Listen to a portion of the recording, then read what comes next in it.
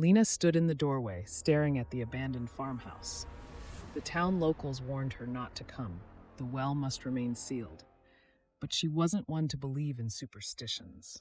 The house had been in her family for generations, and after years of abandonment, it was finally hers. She stepped inside, brushing cobwebs from her hair. Everything was as her grandfather had left it.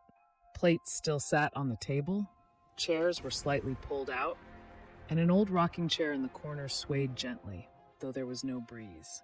That's when she heard it. A whisper, faint, garbled, coming from outside, from the well. Lena stepped into the overgrown backyard. There it was, the well. Her grandfather had always told her, "Don't go near it. It's not a well, it's a door." But curiosity gnawed at her. As she approached, she noticed the heavy iron grate bound in chains. Something had been sealed inside, and someone, maybe her grandfather, had gone through great effort to keep it that way. Then the whisper returned, louder this time. "Lena?" Her breath caught in her throat. The whisper had spoken her name. She stepped closer. The moment her fingers grazed the chain, a sharp crack split the air. The chains snapped. One by one, they unraveled, as if some unseen force had been waiting. The heavy iron grate groaned, shifting ever so slightly. A low, guttural sound echoed from below.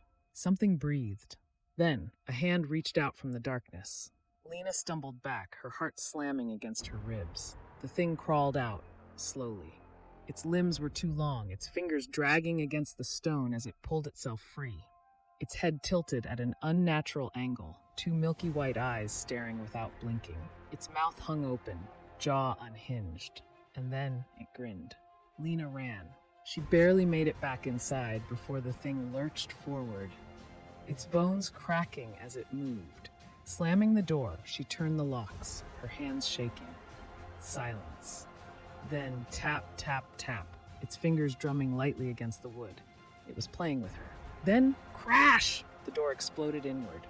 Lena grabbed the axe from the fireplace. The creature crawled toward her, its mouth stretching, emitting a wet, gurgling laugh. With a scream, she swung. The axe buried itself in its chest. Silence. For a moment, she thought it was over. Then, its cold, dead fingers closed around the handle and pulled it out. Lena had one chance. With every ounce of strength, she shoved the thing back toward the well. It screamed, a sound that didn't belong in this world, as shadowy hands rose from the depths, grabbing onto it, pulling it down. It thrashed, clawed at the ground, but the well would not let go. With one final wet gurgle, it disappeared. The chains snapped back into place, sealing it once more.